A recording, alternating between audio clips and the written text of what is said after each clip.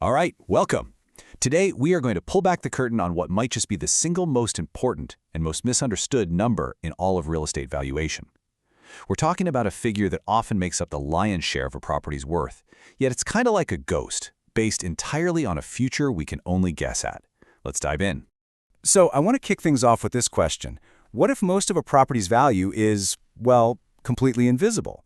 I mean, what if all the income you can realistically forecast for the next, say, 5 or 10 years is just a tiny little piece of its total price tag?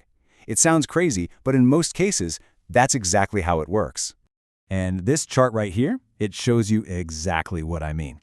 Think of a property's value like an iceberg. That little bit sticking out of the water, the part we can all see, that's the value of the cash flows we can forecast over the next 5 or 10 years. But that massive, hidden chunk of ice underneath, yep, that's the terminal value.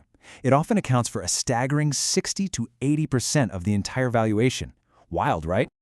So to really get our heads around this, here's our game plan. We'll start with this whole iceberg idea, then we'll define what terminal value actually is. After that, we'll look at how to calculate it, run through a pro-level checklist, and finally, see how it all clicks together to create a full valuation. Okay, first stop, the valuation iceberg. Let's talk about why the distant future is where the real money is. Here's the fundamental challenge every appraiser faces. Buildings stick around for a long time. They keep making money long after our spreadsheets and forecasts run out of steam. So if we only valued the next 10 years of rent, we'd be ignoring the vast majority of the property's economic life. We need a way to capture all of that future potential in one single number. And that, of course, brings us to Section 2. What exactly is this concept lurking beneath the surface? So, the textbook definition is this. Terminal value is the estimated value of a property at the end of your forecast period. It's one number that tries to represent the value of all the cash flows from that point forward, basically forever. You'll often hear real estate folks call it reversion value, which makes sense because it's really just the price you expect to sell the property for down the road. Now listen up, because if you take away only one thing from this whole explainer, make it this. This is the golden rule. Terminal value is a future number. It's what you think the building will be worth in maybe 10 years from now. And because of that, you absolutely must discount it back to figure out what that future money is worth today. Seriously, forgetting this step is the #1 mistake people make. Okay, so how do we actually put a number on this thing? Let's get into Section 3 and see how appraisers measure these depths. You know, there are 3 main ways to do this, but in the world of real estate, one method is king: the exit cap rate method.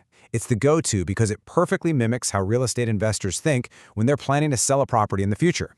Now, what's interesting here is that the formula looks pretty simple, right? Your terminal value is just the net operating income, that's your income after expenses, for the year after your forecast ends, and you divide that by an exit cap rate. The key, and this is crucial, is that you're using year 11's income, not year 10's, to estimate what a buyer will pay for it at the end of year 10. So you might be wondering, why is that exit cap rate usually a bit higher than the rate you bought the property at? Well, it all comes down to common sense, really.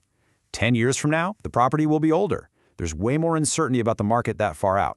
And you have to factor in future repairs and what new investors might want. That's why appraisers usually tack on an extra 0.5% to a full percentage point just to be safe.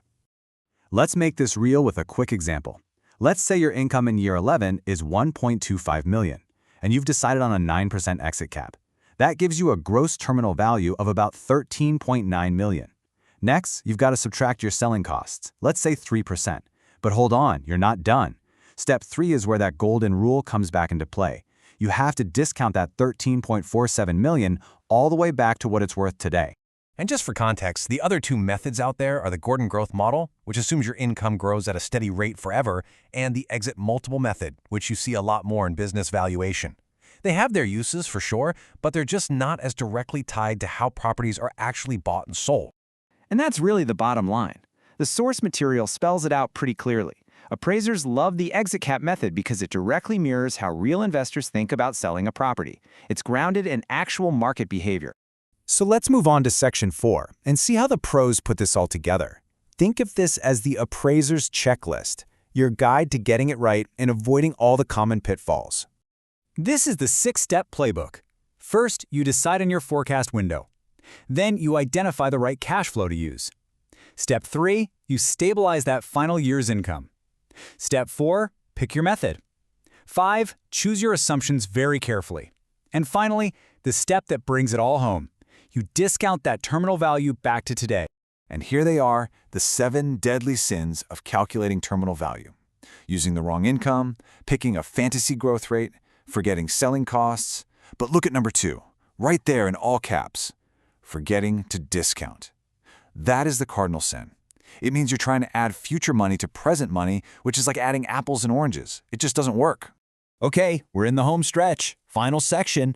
Let's put all these pieces together and see the full, complete picture of a property valuation. And here it is. This is the whole shebang. The value of a property today is simply the sum of 2 parts. The present value of your forecast cash flows, that's the tip of our iceberg, plus the present value of your terminal value, that huge hidden part of the iceberg. The key is that both parts have to be brought back into today's dollars. So, if you boil it all down, the crucial point is this. A property's value is a mix of the visible and the invisible. It's the sum of its near-term, predictable income and its long-term, estimated future worth, with both pieces of that puzzle pulled back to what they're worth in the here and now. And that leaves us with one final, pretty provocative thought.